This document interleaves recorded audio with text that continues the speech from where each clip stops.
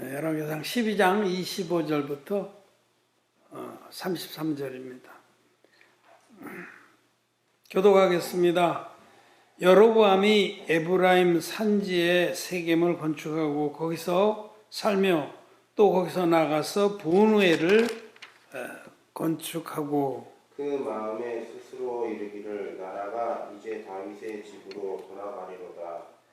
만일 이 백성이 예루살렘에 있는 여호와의 전에 제사를 드리고자 하여 올라가면 이 백성의 마음이 유다 왕된 그 주 르호보암에게로 돌아가서 나를 죽이고 유다 왕 르호보암에게로 돌아가리로다 하고 이에 계획하고 두 금송아지를 만들고 우리에게 말하기를 너희가 다시는 예루살렘에 올라갈 것이 없도다. 이스라엘아 이는 너희를 애굽 땅에서 인도하여 오니 너희 신이라 하고 하나는 베델에 두고 하나는 단에 둔지라. 이 일이 죄가 되었으니 이는 백성들이 단까지 가서 그 하나에게 숭배함이더라. 저가 또 산당들을 짓고 레위 자손 아닌 보통 백성으로 제사장을 삼고 8월 그달 15일로 절기를 정하여 유다의 절기와 비슷하게 하고 단에 올라가되 베델에서 그와 같이 하여 그 만든 송아지에게 제사를 드렸으며 그 지은 산당의 제사장은 베델에서 세웠더라. 저가 자기 마음대로 정한 달 곧 8월 15일로 이스라엘 자손을 위하여 절기로 정하고 베델에 쌓은 단에 올라가서 분향하였더라. 아멘. 오늘은 열왕기상의 12장 후반부의 말씀을 읽었습니다. 열왕기라는 것은 이스라엘 나라가 남북 왕조로 나뉘어져서 여러 왕들이 통치했던 시대의 역사를 기록한 책이다. 그래서 열왕기라고 합니다. 줄열자, 왕이 줄줄이 이렇게 나오는데 이스라엘에는 왕이 없었죠. 하나님이 친히 저희들의 왕이셨기 때문에. 그런데 이스라엘의 그 지도자, 이제 사사죠, 사사. 사사들이 축이 있었어요. 이스라엘 땅에 들어가서 첫 번째 사사는 여호수아고, 그리고 사사들이 때로는 이제 없기도 하고, 우리가 잘 아는 여러 사사들, 기드온이라든지 삼손이라든지 입다라든지 사사들이, 마지막 사사가 사무엘입니다. 마지막 사사. 그렇게 사사들이 통치를 하고 있다가 이스라엘 백성들이 왕을 청했습니다. 우리도 이 주변의 강대국처럼 왕을 주십시오. 그래서 하나님께서는 기뻐하지 않으셨죠. 저들이 왕을 요구하는 것은 나를 버리는 거다. 그렇지만 하나님께서는 원하는 대로 왕을 세우라고 해서 사무엘에게 기스의 아들 사울을 첫 번째 왕으로 세운 겁니다. 그래서 이스라엘 나라에서 첫 번째 왕이 된 자가 사울입니다. 그래서 사울이 한 40년 통치를 하고 하나님께서 그를 폐하시고 길보아 산에서 아들과 함께 전사를 하고 이제 다윗이 왕이 되죠. 다윗이. 그래서 이제 유다 왕국이 강건해지는 겁니다. 근데 유다 왕국이 다윗의 통치 아래서 주변 나라들을 다 점령을 하고 복속을 시키고 그렇게 했는데 그 아들, 다윗의 아들 가늠한 밧세바하고 사이에서 난 아들이, 그 사이에 첫째 아들은 죽었어요. 정죄로 인해서 죽고, 두 번째 아들이 이제 솔로몬인데 그 솔로몬이 왕이 됐습니다. 솔로몬보다 먼저 태어난 다윗의 아들들이 많이 있어요. 여럿 있습니다. 네. 하나님께서 솔로몬에게 다윗을 통해서 왕위를 물려줘서, 그러니까 이스라엘 나라의 세 번째 왕이 솔로몬입니다. 그러니까 솔로몬은 그 자기 아버지의 음덕으로 굉장한 부와 명예와 쾌락을 즐기는 사람이에요. 근데 그 솔로몬이 결정적으로 잘못한 게 이제 그 자기 꾀를 의지해서 주변 나라들과 정략 결혼했습니다. 맨 처음에 재미를 본 게 애굽에 공주를 데려다가 아내를 삼았어요. 그랬더니 그 강대한 애국 나라하고 이제 애국 나라 왕 바로의 사위가 된 거예요. 뭐 사위 나라를 쳐들어오겠어요? 그러니까 그 강대한 애국 나라하고 사이가 좋으니까 재미를 쏠쏠하게 본 거죠. 그 다음에는 옳다구나 이거다 하고 주변의 강대국들의 공주를 다 데려다가 아내를 삼고 자기 딸들은 또 주기도 하고 이렇게 해서 주변의 이방 국가들하고 다 정략 결혼을 했어요. 그러니까 솔로몬이 왕비나 또 후궁이나 처첩이 엄청 많았습니다. 예, 정말 헤아릴 수 없이 많았어요. 그렇게 해서 이제 평안을 누렸지만 그런 말미암아서 이스라엘 나라는 우상의 천지가 됩니다. 왜냐하면 왕 공주들이 오면서 자기네 신상을 우상들을 다 가지고 와서 다 나름대로 그렇게 신당을 만들고 절하고 이 우상 숭배는 반드시 거기에는 이 음란한 그런 요소가 가입이 됩니다. 우상의 산당 거기에는 다 이 창녀들이 같이 있는 게 보통이에요. 그래서 우상의 제사 드리러 간 사람이 음란한 행위도 하고 재물을 드리고 오라면 그게 마귀가 그렇게 하는 거죠. 그래서 우상을 더욱더 많이 찾게끔. 전에 제가 아주 오래전에 인도에 선교하러 들어갔을 때 그때 겁대가리도 없었죠. 예수 전도랑 이렇게 들어갔는데 인도에는 신이 뭐 2억인가 3억이라고 그러잖아요. 끔찍한 나라. 지금 인도가 코로나로 인해서 지옥입니다. 생지옥. 시체를 미처 태우지 못해서 막 산더미처럼 쌓아놓고 한꺼번에 태워요. 지금 그렇게 끔찍한 상황인데 그 인도의 기억도 막 정말 생생합니다. 죽을 뻔했어요. 이게 이제 시장에 들어가서 기타도 치고 찬양하면서 막 전도하고 그랬는데 겁대가리가 없는 거예요. 분위기가 험악해지더니 그 인도의 그 공격적인 종교들이 있거든요. 힌두교도 그렇고 한때거리 막 그 사람들이 폭도들이 쫓아오는 거예요. 근데 그때 그 전까지는 이렇게 그 골목골목이 다 막 우상 섬기는 그러니까 집집마다 다 신이 달라요. 근데 뭐 향 냄새가 매캐한데 그 향 냄새가 매캐한데 그 인도의 그 선교사 한 분이 인도 사람이 안내하고 가는데 이게 다 껌껌해요. 입구가 껌껌해. 근데 들어가면 이제 그 우상도 있고 거기서 매춘 행위를 한다고 그러더라고요. 들어가면은. 그래서 거기서 이제 우상과 그런 게 같이 겸해서 하는 거죠. 죽을 뻔했어요. 사람들이 쫓아와가지고 정말 영화의 한 장면 같이 탈출해갖고 도망갔던 차로 타고 그냥 막 잡으려고 가는데 불과 몇 미터 거리까지 쫓아왔어요. 잡히면 죽는 거예요. 하여튼 이 우상 숭배에 이스라엘 나라를 우상 숭배의 그 복마전처럼 그렇게 만든 왕이 솔로몬입니다. 굉장히 악한 왕이에요. 나중에 말년에 회개해서 이제 전도서라든지 이런 귀한 말씀을 남기긴 했지만 아가서라든지. 근데 솔로몬 왕의 그 아들 르호보암 여기서 이제 나라가 갈리는 거예요. 남북왕조가. 솔로몬 왕 때에 이제 그 왕의 미움을 받아서 도망을 갔던 그 장수가 하나 있는데 신복이 정말 큰 자입니다. 그 이름이 여로보암이에요. 오늘 읽은 여로보암.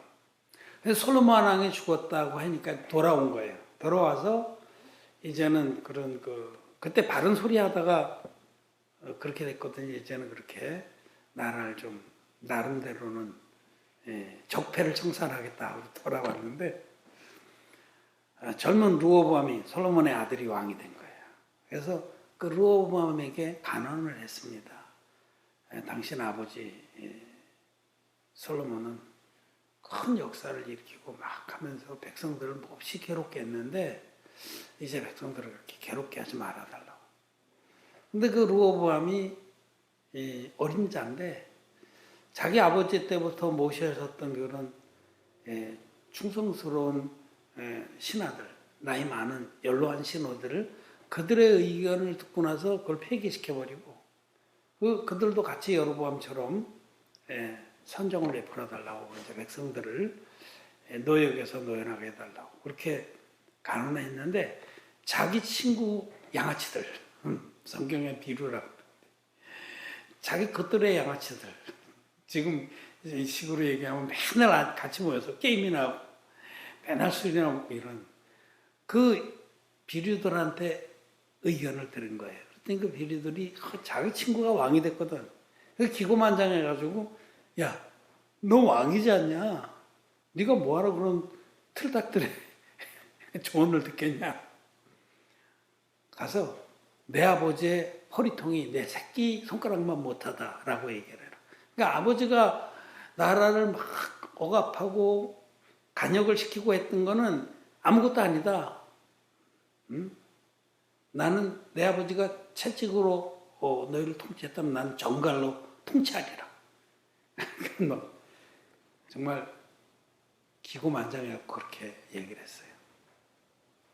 그러자 반역이 일어난 겁니다. 백성들의 마음이 딱 돌아섰는데 그때에 여로보암이 이제 또 여로보암이 기름 부음을 또 받습니다. 거기다가 기름 부음을 받아가지고 이제 그 선지자에게로부터 기름 부음 받아서 이스라엘이 12지파냐 12지파 중에서 10지파가 여로보암을 쫓아서 북쪽으로 나라를 가른 겁니다. 이게 남북 왕조 시대가 된 거예요. 르호보암 유다 왕국의 르호보암 왕 때 네 번째 왕인 르호보암 왕 때에 나라가 분열됐습니다. 그래서 북왕국에는 여로보암이 10지파를 끌고 나라를 세웠어요. 그러니까 인구도 훨씬 많고 또 여로보암이 오늘 장수거든요. 근데 남쪽에는 유다지파, 다윗 가문인 유다지파하고 베냐민 지파, 이런 두 지파만 남아서 이렇게 나라가 나눠졌어요. 그때부터 이제 유다 왕과 이 여로보암의 후손들하고 계속 전쟁도 있고 이렇게 되는 거죠. 이게 열왕기입니다. 왕들이 쫙 나왔던 그때 이게 설명이 좀 장황했는데 역사적 배경을 말씀드리고 여로보암이 10지파를 이끌고 세겜의 그 수도를 정하고 거기를 건설하고 또 더 나가서 분우일이라는 도시도 건설하고 북쪽 나라를 정비를 하고 10지파가 따랐으니까 기세가 등등해서 이제 자기가 왕이 돼서 이렇게 통치를 하는데 가만히 생각해 보니까 이스라엘 백성들은 1년에 3번 최소한도 큰 명절 3번 명절이 뭐 그 외에도 더 있어요. 절기들이 있지만 6월절이라든지 초실절이라든지 초막절 같은 큰 명절 땐 예루살렘 성전에 올라가거든요. 거기서 예배를 드리거든.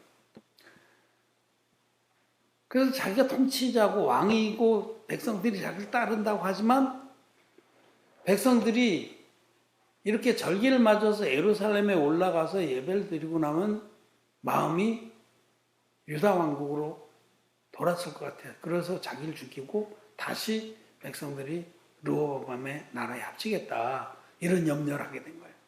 할 수 있어요. 그래서 그런 염려가 막 잠을 이루지 못했겠죠. 여로보암은 그러면 어떡하면 좋고. 혹시 뭐 자기에게 그 충성하는 그 신하들의 의견도 들었을지도 몰라요. 성경에 기록이 안 됐어. 사람이라는 거는 다 염려가 있으면 뭐 끼리끼리 상의도 하고 그러니까. 그래서 첫째로 백성들이 예루살렘 성전에 못 가게 해야겠다 해서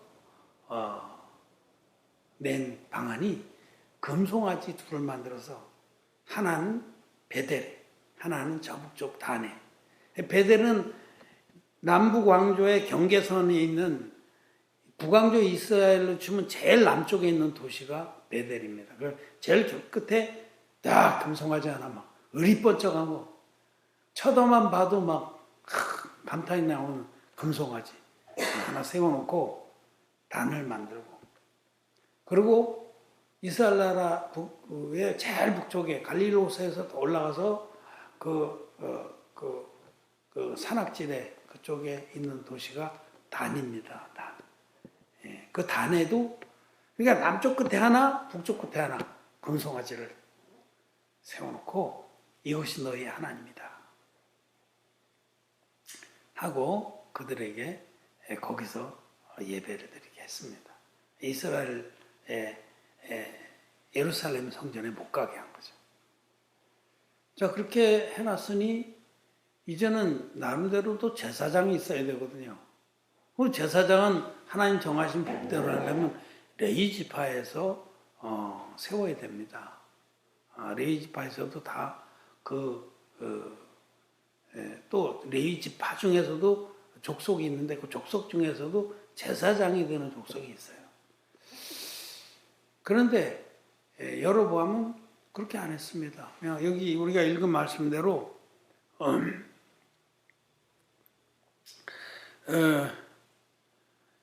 31절에 보면 저가 또 산당들을 짓고 레위 자손 아닌 보통 백성으로 제사장을 삼고, 레위 자손이 아닌 보통 사람들, 아무나 여기 뒤에 읽어보면 누구든지 돈을 들고 와서 나는 제사장이 되기를 원합니다 하고 자원하기만 하면 제사장으로 세워졌어요. 그래서 막 제사장들이 제사장 복장을 하고는 거들먹거리면서 제사장 직분을 행했어요. 산당이라는 것은 슈라인이라고 하는데 그것도 일종의 우상의 장소입니다. 높은 산이나 푸른 나무 밑에 다 산당들을 지어놓고 거기서 우상 숭배를 하고 그랬죠. 그러니까 이미 그 순수한 하나님, 여호와 하나님을 믿는 믿음은 이미 타락이 된 겁니다. 변질이 된 거. 결정적으로 이렇게 하면서 그들이 이제 명절만 되면은 막 그냥 못 가니까 또 막 예루살렘 성전을 사모하고 그러니까 아예 명절을 절기를 바꿔버렸습니다. 이 마지막 32절에 보면 8월 그달 15일로 절기를 정하여 유다의 절기와 비슷하게 하고 단에 올라가되 베델에서 그와 같이 행하여 그 만든 송아지에게 제사를 드렸으며 그 지은 산당의 제사장은 베델에서 세웠더라. 이 8월 15일 이제 이거는 뭐하고 비슷하게 한 거냐면 7월 15일 원래 이 하나님의 말씀에는 7월 15일이 그게 초막절이고 수장절입니다. 제일 큰 명절이에요. 나팔절부터 시작되는 유대 달력의 제7월 달, 제7월이 절기의 달입니다. 그때는 모든 곡식들을 다 추수해서 들여놓고 정말 하나님 앞에 마음껏 감사의 제사를 드리고 또 결정적으로 7월 10일은 대속죄일입니다. 7월 10일 날 이스라엘 백성들이 스스로 괴롭게 나와서 대제사장이 그 대속죄의 절차를 쫙 진행을 하죠. 그 중에 결정적으로 제일 중요한 그 클라이맥스는 마지막 남은 한 마리 흠없는 수염소를 성막에서, 이 시대에는 이제 성전이 있을 때죠. 이 솔로몬 이후니까 성전에서 마지막 한 마리 남은 수염소를 끌고 나와서 대제사장이 그 수염소 머리에 안수함으로써 안수는 제가 넘어간다는 거 아니에요. 그래서 이스라엘 백성들의 지난 1년치 죄를 단번에 그 염소에 넘겨서 멀리 광야에 버려서 죽게 하는, 이게 대속제일의 클라이막스입니다. 대속제일 제사예요.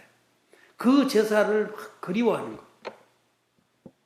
그때 마음이 시원하게 얻었거든요. 왜냐하면 그것은 장차오는 좋은 일의 그림자라고 히브리서 10장에서 말씀하시잖아요. 율법 안에 있는 그 대속제일의 제사, 해마다 늘 드리는 바 같은 제사, 그 제사가 바로 장차오는 좋은 일의 그림자다. 복음이 그 안에 온전히 들어있는 겁니다. 즉 장차 이 흠없는 수염소처럼 오실 예수님, 하나님이 육신을 입고 오셔서 인류의 대표자 아론이란 대제사장의 후손인 세례요한에게 안수 형식으로 세례를 받음으로 전 인류의 죄를 단번에 짊어지고 십자가에 가셔서 다 이뤘다까지 죄를 깨끗이 대속하실 그 영원한 한 제사의 계시가 대속제일의 제사거든요. 그래서 그 구약의 백성들은 대속제일의 제사를 드리면서 장차 오실 구원자를 바라보고 매우 기뻐했어요. 우리가 비록 이렇게 죄를 짓지만은 장차 이 땅에 나의 구속자가 이 땅에 서리니, 욥기에 보면 그런 말씀. 내가 육체 밖에서 그를 배우리라. 욥기에도 그렇게 메시아 하나님이 이 땅에 육신 입고 오셔서 설 것을 말씀하시잖아요. 그런데 그 이스라엘 백성들은 7월 15일이 막 몸살이라는 거죠. 예루살렘 성전에 가서 대제사에 드리는 대속제일에 있으셔서 한번 봤습니다. 그러니까 그걸 원천 봉쇄하려고 이 여로보암은 7월 15일을 8월 15일 날 싹 바꿔서 대속제일이 지나고 나면 바로 초막절을 2주 동안 지내는데 그 시작한 날이 7월 15일입니다. 그때 초막절을 지내면서 하나님 주신 영원한 안식, 또 영원한 천국에 들어갈 것을 기념하고 그랬거든요. 그러니까 믿음의 결국을 말하는 거예요. 초막절은. 그러니까 그걸 폐해버리고 여로보암은 8월 15일로 그렇게 절기를 정하고, 그 8월 15일을 정했다는 나머지 절기도 다 바꿨다는 뜻입니다. 자, 이 여로보암의 행사, 여로보암이 이렇게 엄청스러운 죄를 진 거예요. 하나님 앞에서. 그로 말미암아 북왕조 이스라엘은 완전히 타락하게 되고 대대로 악한 왕들이 일어나서 여로보암의 길로 행했더라. 열왕기를 보면 북왕조의 왕들은 여로보암의 길로 행했더라. 여로보암의 길로 행했더라. 똑같은 죄를 반복적으로 지어서 결국 북왕조 이스라엘은 먼저 멸망을 하는 거죠. 남왕조보다 먼저 멸망. 완전히 이 강대국이 와서 막 초토화시켜버리고 막 혼혈이 일어나고 그렇게 됐죠. 자, 이 여로보암의 죄, 여로보암의 폐역, 이것을 바라보면서 저는 오늘날의 기독교도 이 여로보암의 죄에서 반면 교사의 교훈을 얻어야 된다라고 말씀을 드리고자 하는 겁니다. 오늘날의 기독교를 우리나라에서는 개독교라고 합니다. 지금 믿지 않는 젊은이들은 정말 기독교와 기독교인들을 아주 모멸합니다. 능욕을 합니다. 하나님까지도 막 능욕을 합니다. 근데 그렇게 만든 이 오늘날의 젊은이들을, 또 젊은이들 아니어도 마찬가지예요. 믿지 않는 사람들이 기독교를 개독교라고 비난하면서 모멸을 하고 능욕을 하게 된 그 원인은 여로보암의 죄를 쫓아갔기 때문이라는 겁니다. 똑같습니다, 여러분. 기독교의 지도자들이 여로보암의 길로 행했기 때문입니다. 우리는 무슨 비판하기 위해서가 아니라 하나님 말씀에 근거해서 정확하게 이 문제를 진단하고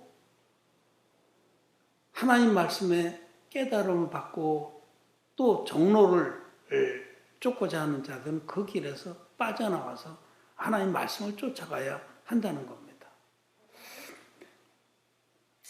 첫째로 여로보암은 자기에게 왕권이 주어지고 12지파 중에 10지파가 쫓으니까 저들을 다스리면서 권세와 영광과 부를 누리기 위해서 우상을 만든 겁니다.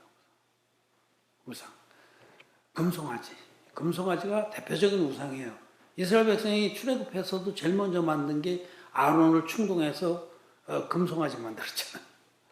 우상 중에서 가장 대표적인 게 금송아지입니다. 소라는 거는 그 힘의 상징인데 금으로 만들었으니까 부와 권력의 상징이 금송아지입니다. 기독교 안에서 성공한 목회, 어느 목회자가 성공했다. 수십만 명의 신자를 거느린 초대형 교회를 이뤘다. 그걸 성공한 목회라고 그래요. 그런 게 성공한 거 아닙니다. 하나님 앞에서 진정 성공한 것은 한 영혼이라도 진리의 말씀으로 죄산 받게끔 인도해서 그를 하나님의 자녀로 만드는 것이 성공한 목회입니다.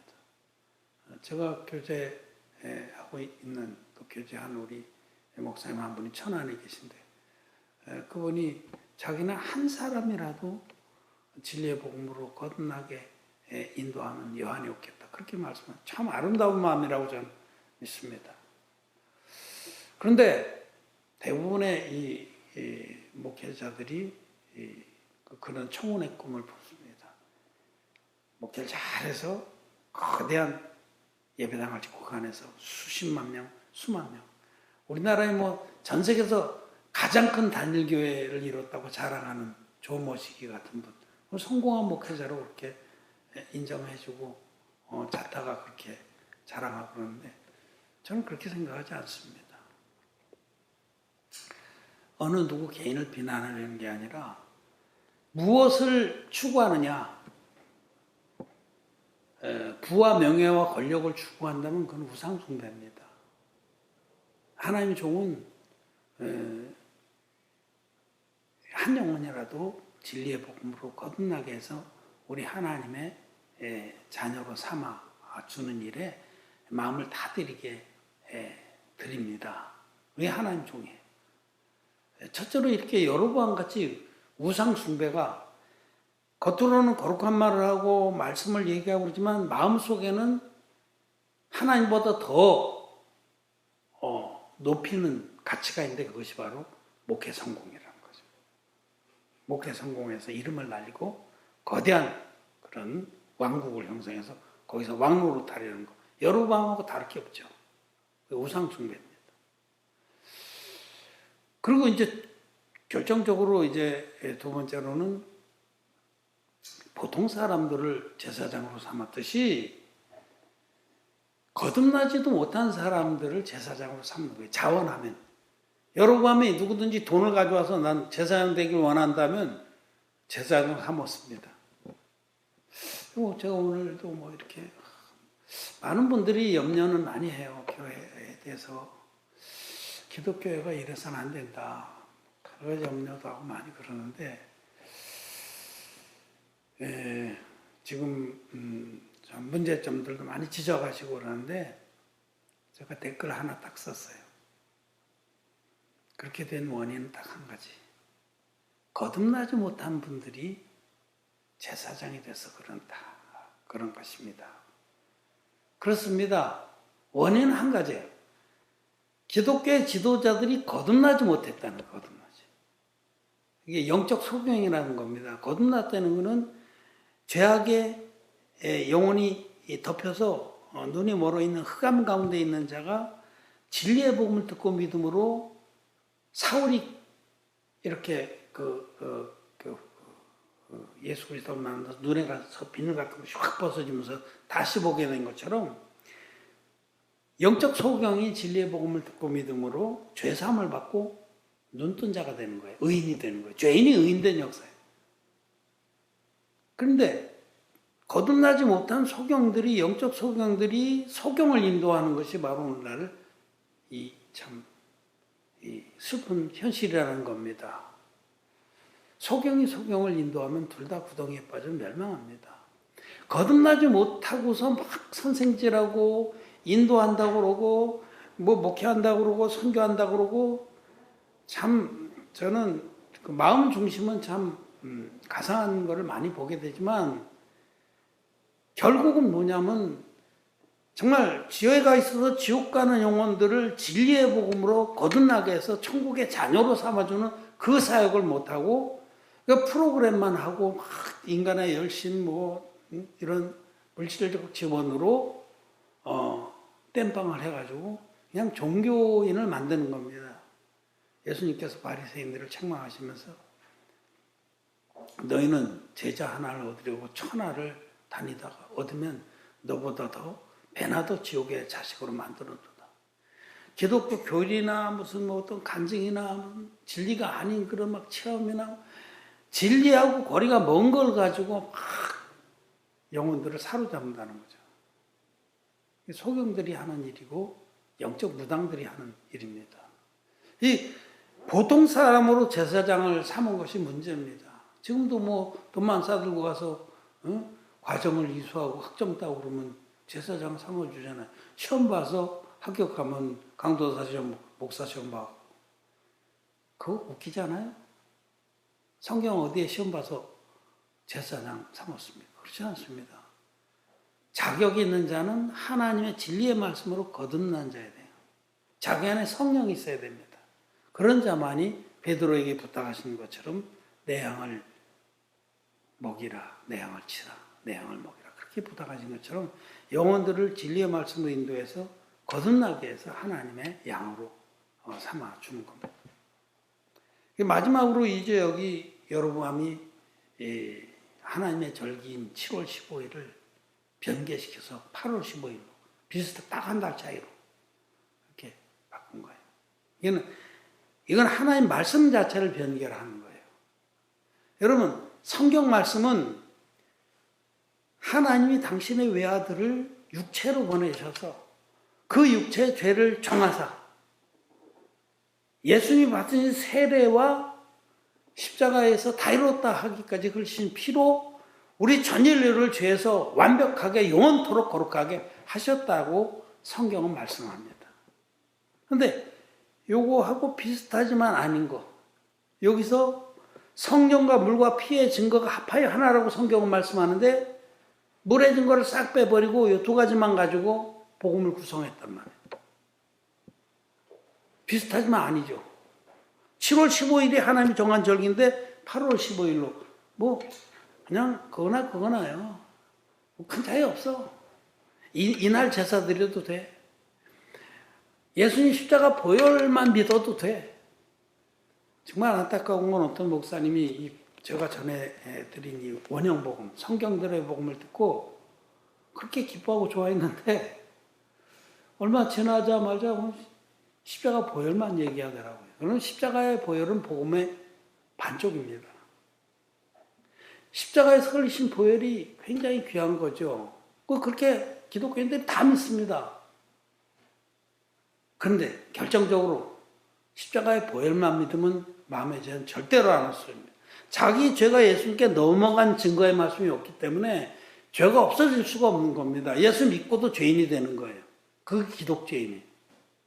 이 비슷하지만 아닌 복음, 비슷하지만 아닌 절기를 섬기게 한 여로보암처럼 비슷하지만 아닌 복음이 보통 사람으로 세운 제사장들에 의해서 섬겨지고 있는 겁니다.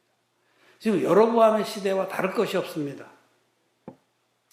저는 정말 차분하고 담담하게 말씀을 드립니다만은 신명기에 보면 말씀이 있어요. 제가 대신 읽겠습니다. 신명기 18장 22절에 만일 선지자가 있어서 여호와의 이름으로 말한 일에 증언도 없고 성취함도 없으면 이는 여호와의 말씀하신 것이 아니요 그 선지자가 방자히 한 말이니 너는 그를 두려워 말지니라. 자기를 하나님의 종이다, 선지자다 이렇게 말하는 이들이 죄사함을 받을지어다. 성령을 받았죠. 아무리 그렇게 얘기를 해도